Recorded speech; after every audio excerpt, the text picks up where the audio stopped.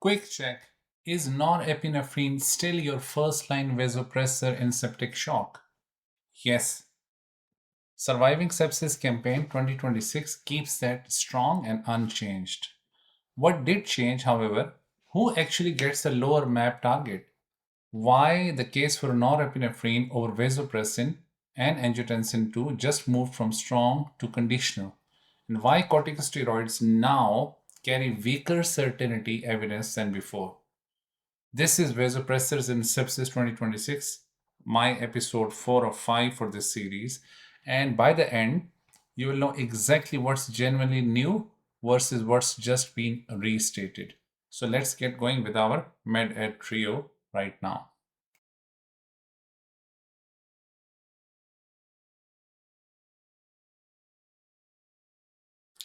In this episode of Sepsis 2026, we are covering how the new guidelines reshape vasopressor use in septic shock, individualizing targets by age while keeping the drug hierarchy largely intact.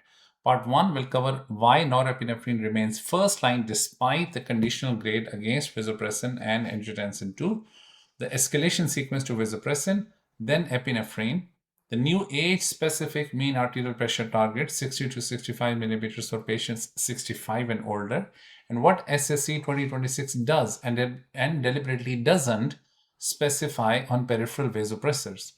Part 2 of this presentation will cover what really changed with hydrocortisone, certainly not the strength, vasopressin's receptor pharmacology, and its norepinephrine sparing rationale. The agents the guideline wouldn't commit to, but angiotensin 2, methylene blue, midodrine, beta blockers, and the MRCP examples regarding MAP targets, receptor pharmacology, and the adrenal crisis distinction. Let's look at the hemodynamics in septic shock before we proceed to see what's new. Septic shocks, sepsis 3 definition has not changed in the 2026 guideline. This is really crucial. Sepsis plus a vasopressor requirement to keep MAP at or above 65 plus a lactate above 2 despite adequate fluid resuscitation. So this is septic shock. Both have conditions have to be met. It's not or, it's and. Why do these patients need vasopressors at all? The key question. Septic shock, please remember, it's a distributive shock. Nitric oxide and inflammatory mediators cause massive peripheral vasodilatation, so systemic vascular resistance or SVR collapses. And that leads to the MAP falling even though the cardiac output is preserved or even elevated, hyperdynamic circulation maybe. The vasopressors, basically, they restore the systemic vascular resistance by contracting the vessels, and hence the MAP increases. They do nothing to treat the underlying infection but actually help with the restoring the MAP and hence the tissue perfusion.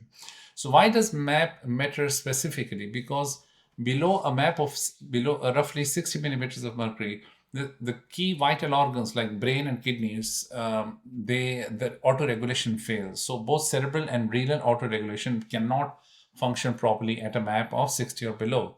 And perfusion starts tracking MAP directly. So that's the key thing. Now, this is the physiology behind the SSC 2026 new twist, which means the target is now age-based, 65 or more for most of the adults, 65 millimeters of mercury of MAP, but 60 to 65 from age 65 above. That was one of my mnemonics in the sepsis series, especially the summary one that I said. So think of 65 and above, target of 60 to 65 MAP, slightly liberal. So we'll unpack that bit later in the episode actually. When do you actually reach for a vasopressor? So that's the key question. When would you consider it? So SSC 2026 still suggests an initial crystalloid bolus. Again, remember the 4-phase fluid resuscitation strategy. The first one being 30 ml per kilogram of crystalloid fluid resuscitation, which is the first step in the forced phase model of the fluid resuscitation. So initial fluid crystalloid bolus, adding vasopressors if hypotension still persists, which means, or i.e., fluid resuscitation resistant shock. So that is the key thing. But in unstable shock, they go concurrently with fluid. You don't have to start fluid and then think of vasopressors. So again, it has to be simultaneous. You also don't need the central access to start. That's another good thing with the SSC 2026 guidelines. Peripheral vasopressors are acceptable rather than delaying treatment. Again, it depends upon your local policies and guidelines. So again, Aurum, gold standards, and techie, think of the speed and the rapidity, and think of Brady for the slow perfusion of the vital organs. So all three MEDED trio, part of my MEDED quartet, are relevant in this situation.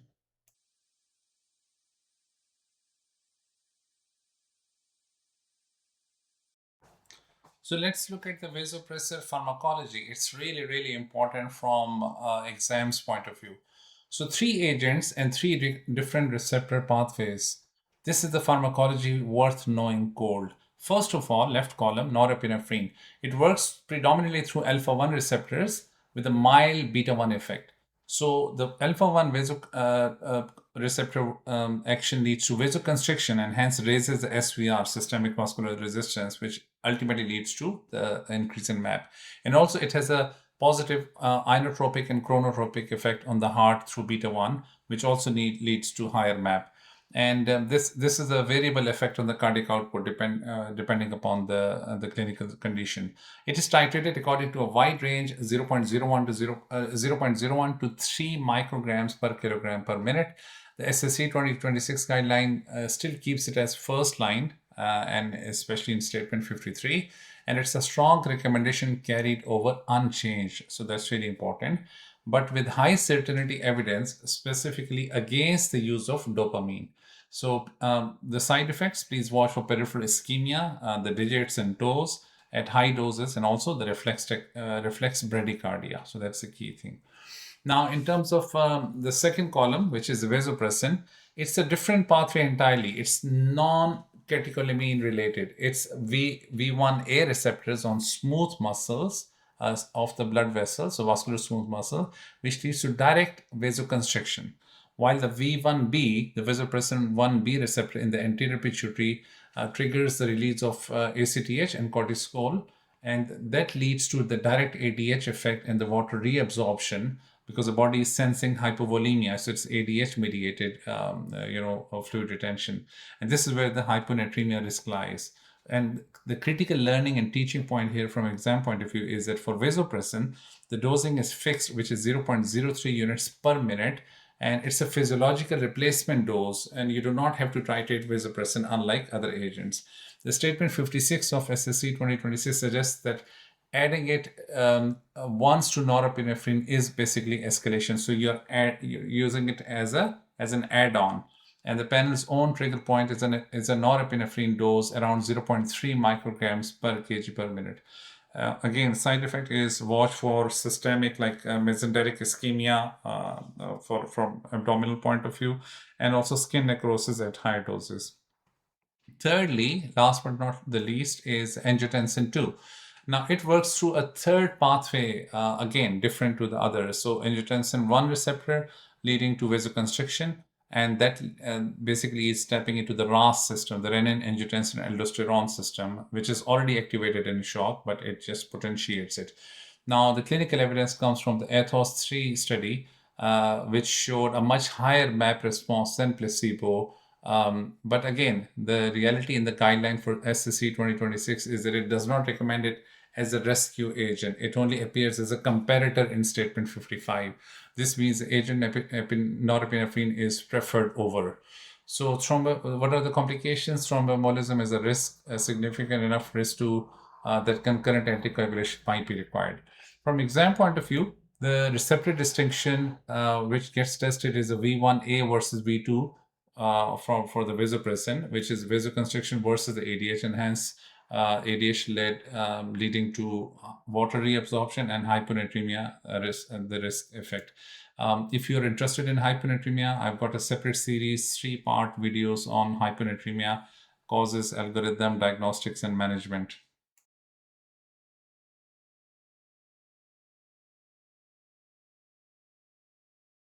So in terms of the vasopressor hierarchy and comparison of 2021 versus 2026 guidelines, this is a busy slide, but I'll try and keep it very simple and focused. Now, this is the table which is most likely to get misquoted. So let us be very specific about it. Firstly, norepinephrine. Still a strong first line recommendation over dopamine, epinephrine, and seripressin. Seripressin is a highly selective at the V1A receptor because it reduces the V2 receptor effect of ADH mediated hyponatremia. Now, this preference of seripressin over others is completely unchanged, and this is in statement 53 of the SSC 26. Vasopressin and angiotensin 2.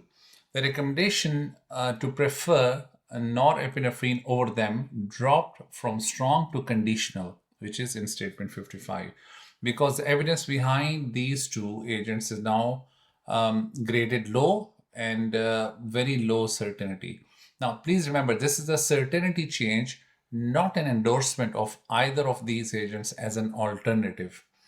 Then dopamine still recommended against, okay, not first line or even second line for septic shock, and it's the same high certainty evidence. Coming on to epinephrine, it's added if norepinephrine and vasopressin are not enough. But also the generally new indication is that if there is concomitant cardiac dysfunction or cardiac shock in addition to septic shock, as per statement 58, then it should be considered as first line. And peripheral vasopressors, use of peripheral vasopressors, which is the same as 2021, it is simply revisited and retained. So the simple bottom line is norepinephrine was not downgraded, only the certainty behind its preference over vasopressin and angiotensin 2 went down. So the map targets standard versus the new age-specific recommendation. This is arguably the single most clinically impactful number in the whole of SSC 2026 update. So it earns its room. The framework, 2 targets now, not 1. For most adults under 65 age in septic shock, the target stays at 65, which is as per statement 13. It has been carried over and it's a strong recommendation. Now, below roughly 60 millimeters of mercury, as I discussed earlier, the cerebral and renal autoregulation fails and perfusion starts tracking MAP directly. So 65 is the floor with a small margin, not a ceiling to chase. So that's an important point. Now, the one new wrinkle which is here is, the holding exactly 65 isn't realistic at the bedside. So SSC 26 now explicitly allows working within 5 millimeters of mercury either side, so 60 to 70. Don't push higher because the sepsis evidence showed that more new onset of atrial fibrillation at a higher MAP of 80 to 85 millimeters of mercury versus a standard target, hence more complications. For the other group of patients who are 65 and over, so the elderly population, the brand new target is now 60 to 65 millimeters of mercury, so around 5 millimeters lower. And this is as per the statement 14 in the guidelines. And again, it's conditional but built on real evidence. And what's the evidence? The guidelines' own meta-analysis restricted to this age group found that there was clearly a lower mortality with a lower target. So less is more in this situation. And it had a high certainty. And the OPTPRESS, the trial which was done, it actually pushed the MAP target higher to 80 to 85 millimeters of mercury. And it was actually stopped prematurely because of harm in that higher target arm. So the point that surprises people, which is another interesting aspect, is that patients with chronic hypertension, being chronically hypertensive is not a reason to aim for higher target MAP in an elderly patient. In the 65 trial, the subgroup with chronic hypertension actually, they did better on a lower target. And this is really interesting. It's a paradox. Older patients simply tolerate the catecholamine exposure very poorly because of their cardiac comorbidities, arteriopathy and other issues, and hence more norepinephrine to hit the number, just treating the number itself will lead to more cardiac arrhythmias and hence more myocardial oxygen demand, and it can lead to more harm in terms of mortality. For example, in an MRCP exam, if you're asked about a 74-year-old patient, a woman in septic shock on norepinephrine, what MAP do you target? The answer is 60 to 65 millimeters of mercury. That single number is worth knowing cold. So, what was the clinical evidence behind this recommendation of the MAP targets? Two trials actually anchored this recommendation, and they are worth knowing by name. First of all, the 65 trial, JAMA 2020, total number just under 2,500 patients across 65 NHS ICU hospitals in the NHS ICUs in the hospitals in the UK. Adults with 65 and over with vasodilatory hypotension on vasopressors, not exclusively septic shock. Permissive hypotension was considered for MAP 60 to 65 versus the usual care. This was a superiority trial, but non-inferiority. Not non-inferiority. That's the key thing. It's an important distinction to make. Now, the outcomes were that 90-day mortality was 41% versus 43.8%, which was not statistically significant on its own with a p-value of 0.15.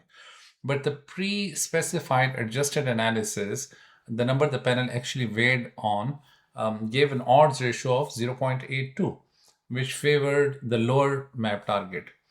Now, there was no difference in any secondary outcome or serious adverse events, but less vasopressor exposure, like 33 versus 38 hours, 17.7 versus 26.4 millimeters of mercury, norepinephrine equivalent. And the chronic hypertension subgroup did even better on the lower target with adjusted odds ratio of 0.67. The second trial is OPTPRESS, which was published in Intensive Care Medicine in 2025, with a total number of 518 patients in 29 ICUs in Japan, and was a trial of adults 65 and over with septic shock specifically. Now, they had a higher target of 80 to 85 millimeters of mercury versus control, which was 65 to 70, and it was kept for 72 hours. And also 2/3 of these patients had chronic hypertension. As we discussed previously, this trial was stopped early at interim analysis for harm because the 90-day mortality of 39.3% in the higher target arm of 80 to 85, as we just discussed. And it was against the 28.6 to 39.3% versus 28.6% in the lower group. A 10% absolute difference, that is phenomenal. And few renal replacement free days were also analyzed in this study. It was published after the guidelines meta-analysis closed, but it is cited in the SCC 2026 text. So that is the important part. Now, the number that actually anchors the statement 14 of the SCC 2026 guideline is the guidelines' own meta-analysis restricted to the patient 65 and over with a relative risk of 0.89 and high certainty. This is the strongest single piece of evidence behind the age-specific target. So that this is really crucial. So peripheral vasopressors, the key thing is they were revisited. It's not a new recommendation in SSC 26. Statement 12 is a revisited statement specifically, same as 2021, still conditional and still very low certainty. What it actually says is that start vasopressors peripherally to restore pressure rather than delaying for central access. Every minute of profound hypertension and shock actually does more organ damage. So waiting for a central line is not recommended at all. Now, the guidelines remark explicitly says that evidence is insufficient to recommend a duration, a dose, or an access route per se. Line size and site, all of them are included in this. Midlines weren't even considered. So the familiar rules you've heard is antecubital veins or above rather than distal, avoiding distal and hand and foot veins because of the risks. Norepinephrine preferentially. This is all sensible local protocol. We all know that. But it's not a guideline requirement per se. It doesn't mean that you should start using the peripheral or the distal most small tiny veins. Again, I'm just mentioning it from academic point of view, from clinical evidence point of view. But again, please follow your local protocols, policies, guidelines. This video is not a replacement for any of your clinical care. It's just an educational evidence and educational recommendation and guidelines. The safety came across 7 studies with 1,657 patients. The pooled extravasation complication rate was just around 6%, 5.97% to be precise, with very low certainty. However, if it happens, stop the infusion, infiltrate phentolamine 5 to 10 milligrams in 10 ml saline subcutaneously around the site. Again, use your local policies and guidelines. In terms of the duration, SSC 2026 sets no fixed limit and no deadline for central access. In practice, the panel is split. Some switch within 6 hours, some go up to 24 hours, and around a quarter set no fixed duration at all. The bottom line for the bedside management: septic shock, MAP target of below target, no central line yet, start norepinephrine peripherally as soon as possible. Don't delay vasopressors for line insertion. But again, depends upon your institutional policy. Some hospitals on the ward-based settings, the nursing protocol doesn't allow them to use vasopressors. So again, use your judicious clinical acumen and follow your local institutional policy. So let's look at the clinical decision framework for the vasopressor escalation and weaning. First of all, step 1, start norepinephrine via peripheral IV line if you have availability and access as per your local protocols. Don't wait for central access. Target map 65 in most population, or 60 to 65 from the age of 65 and above. Fluids run in parallel, blood cultures and antibiotics simultaneously. Step 2, escalate. SSC 2026 doesn't actually give you a numerical trigger for adding vasopressin. The wording is just on escalating doses of norepinephrine. The statement 56, which is conditional moderate certainty, mentioning about this point. Now, what the guideline does give you is the panel's own practice. So 85.1% of the panelists add vasopressin, and the median starting point is when the norepinephrine is at 0.3 micrograms per kilograms per minute. And the interquartile range was 0.2 to 0.5. So 0.3 sits right in the middle. Now, use that figure, not an invented cutoff, out of nowhere. Now, the vasopressin goes in at its fixed dose, as we discussed before, 0.03 units per minute, which is a physiological dose. It's never titrated. And consider hydrocortisone here too, and get central access. So this is step number 2. Now coming to step number 3, this means if it's refractory shock, lactate rising or not improving, MAP are not maintained properly. If norepinephrine and vasopressin are still insufficient, then the third agent has to be added, which is, as we looked at our previous slides, which is epinephrine, and not angiotensin 2, because that's a common assumption worth correcting here. The statement 57, which is conditional and very low certainty regarding this point. And the panel median trigger was norepinephrine is 0.8 micrograms per kilogram per minute, while the interquartile range was 0.5 to 1, and 55.2% of panelists use it. If vasopressin isn't available, then epinephrine can go straight in alongside norepinephrine. So dual vasopressor support, and obviously inotropic as well, because epinephrine has inotropic effect. SSC 2026 makes no recommendation whatsoever on angiotensin 2, methylene blue, or midodrine at this step. Finally, step number 4, weaning. Now, SSC 26 doesn't address weaning as such. This whole step is practice, not a guideline. Norepinephrine comes down first, since it's a titratable agent. Vasopressin is then stopped, not tapered, because again, it's a physiological dose. Once, and it can be stopped and tapered once norepinephrine recommendation is very low. And please watch for rebound hypertension when you withdraw vasopressin. Again, please follow your local practices and policies and guidelines. I'm sure the ICU critical care will have their own policies, and this is just an educational resource. So let's look at the corticosteroids and septic shock and the evidence thereof.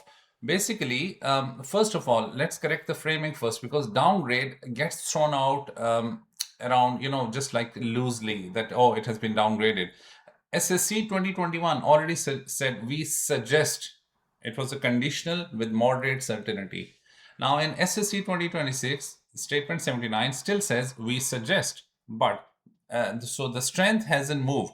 what has changed actually is that certainty has dropped from moderate to low, and the population qualifier as well, because with an on it was previously the statement was with an ongoing vasopressor requirement.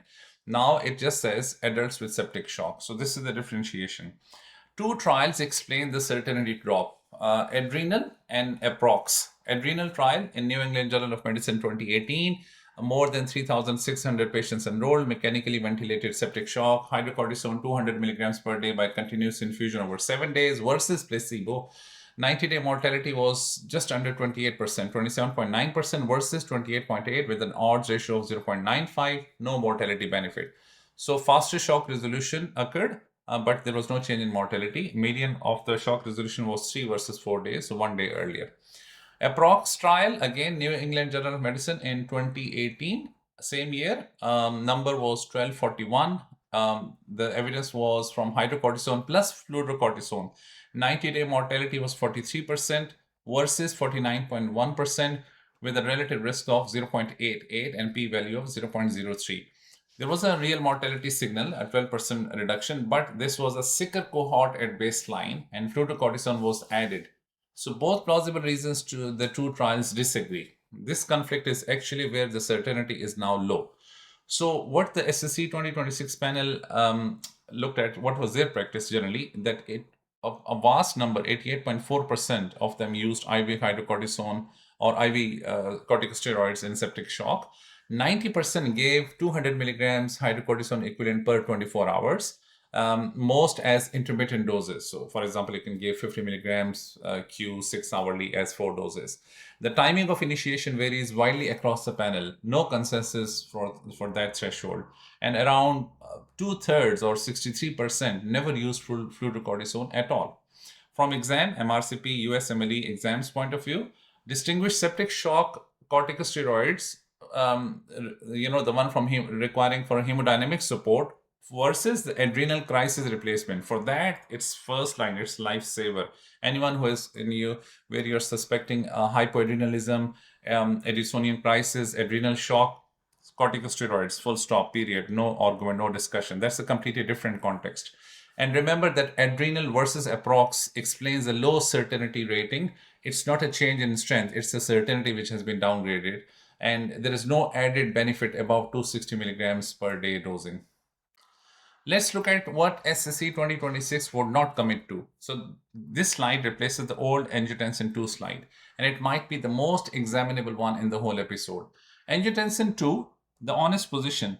Mechanistically, it's a generally attractive agent. So exogenous angiotensin 2 binds angiotensin 1 receptors on vascular smooth muscles, raises the systemic vascular resistance, and hence improves the venous return, which eventually leads to increased MAP independently of the catecholamine and vasopressin pathways. So, makes sense.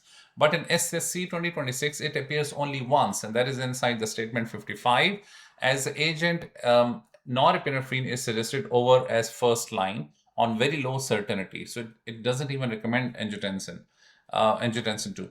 Now, the guideline states explicitly that a PICO question on second or third line angiotensin 2 use was not prioritized. There is no SSC 2026 rescue recommendation for it at all.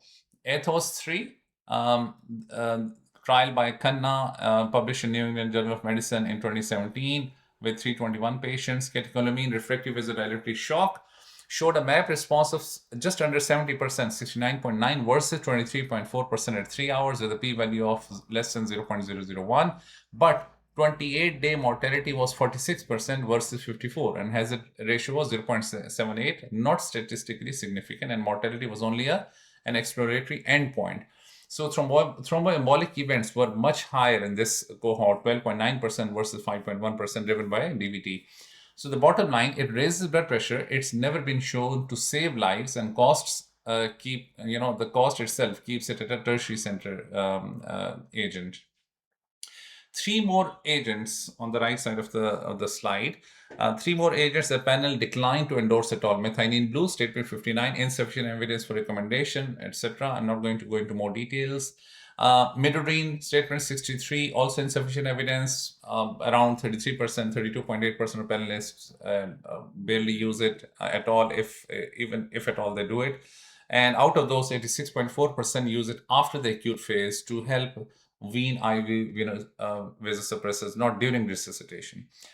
Beta blockers, statement 64. This one's generally new. Conditional recommendation against the use based on IV esmolol and lendiolol with very low certainty. They do reduce new onset tachyarrhythmias, but they prolong vasopressor use by about a day, which makes sense because negative inotropic and chronotropic effect due to beta blockers, which we want to mitigate in the first place by increasing the inotropic and chronotropic effects. One place, SSC 2026 actually did add an agent, and that is in statement 58, and that is about concomitant cardiac dysfunction. So when you have to use norepinephrine or epinephrine, either suggested as first line on norepinephrine if there is tachyarrhythmia or significant sinus tachycardia, then you start with norepi peripheral. However, if there is bradyarrhythmia or significant sinus brady, you want to push the cardiac contractility and the chronotropicity by using epinephrine. So the practical framework, vasopressor and MAP decision. We walked through this exact escalation ladder a couple of slides ago. So here is it's a short version framed that you would like to use it at the bedside. Before you start, ask one question. Is the patient 65 or older? That's the only thing that changes. Under 65, you're titrating norepinephrine to MAP 65. From 65 and up, it's MAP 60 to 65. Everything else, norepinephrine first, vasopressin at its fixed dosing of 0.03 units per minute once you're escalating. Hydrocortisone alongside, and epinephrine if refractory is identical in both branches.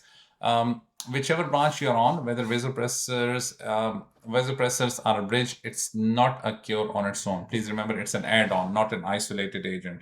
Source control and antibiotics are what actually treats the sepsis, not just inotropes alone, or not just vasopressors alone.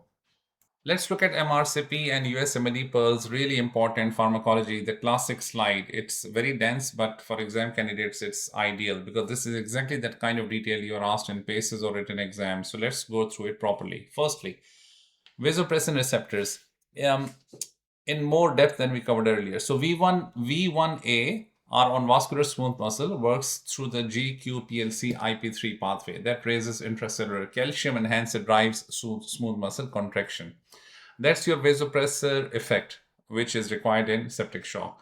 Now, the V1B are located in the anterior pituitary that leads to ACTH and cortisol release, and the link between vasopressin and steroid discussion later on this slide, which so just bear with me. V2 are in the renal collecting duct, which they insert the aquaporin 2 channels and hence drives the water reabsorption because the body wants to hang on to the fluid desperately. That is why the hyponatremia risk due to prolonged use, and it also triggers the VWF release, von Willebrand factor release from the endothelium, and has a hemostatic effect.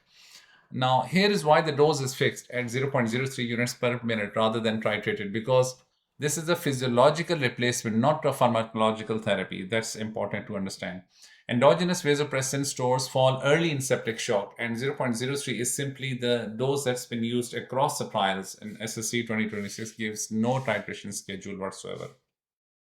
Coming to the second, angiotensin 2, we discussed. It works through the RAS system, renin, angiotensin, aldosterone system.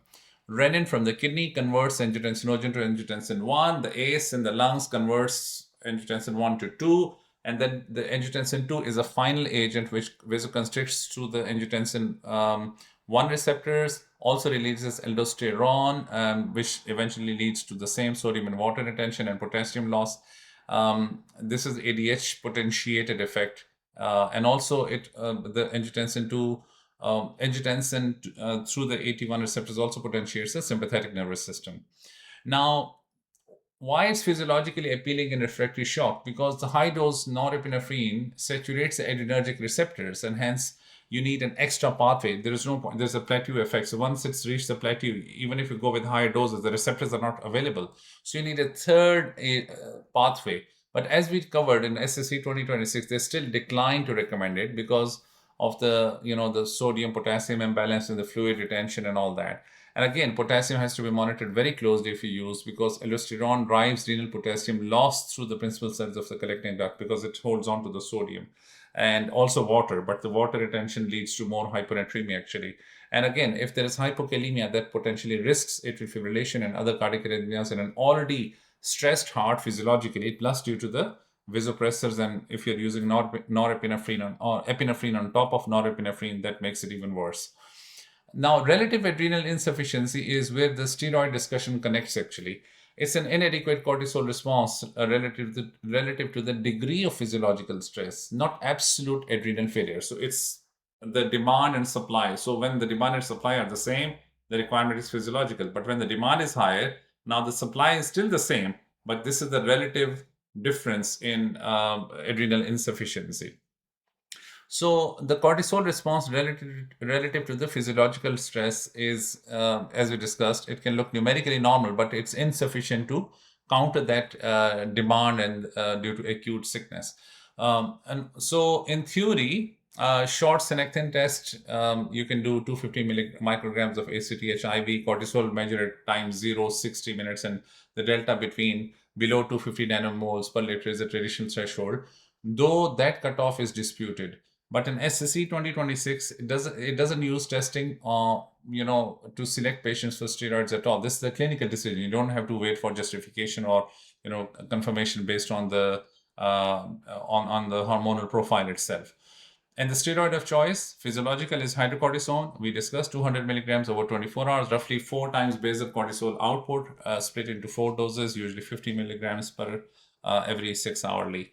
And there is no added benefit above 260 milligrams a day dose, and no separate guidelines in SSC 2026 for recommendation on fludrocortisone.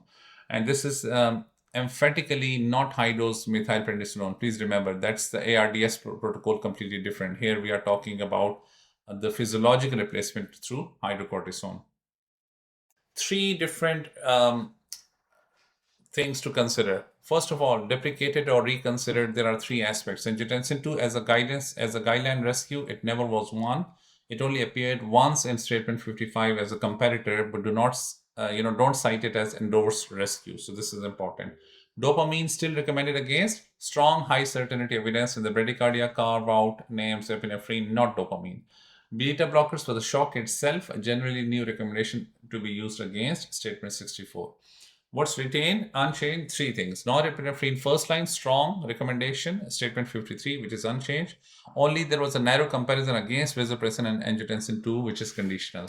MAP 65, strong, statement 13, retained.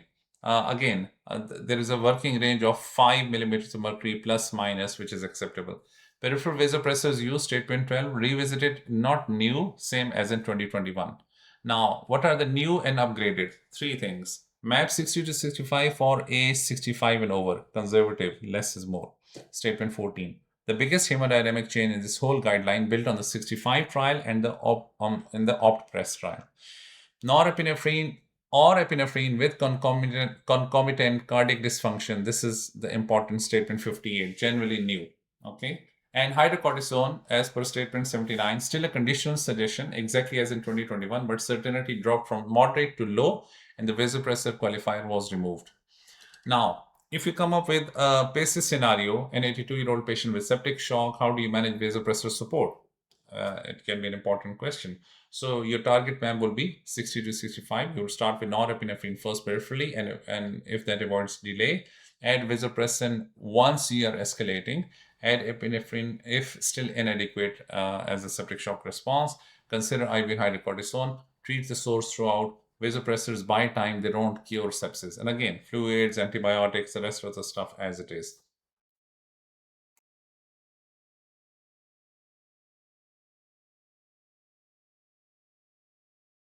Your revision time. So please like, subscribe, and full Sepsis 2026 playlist is linked below.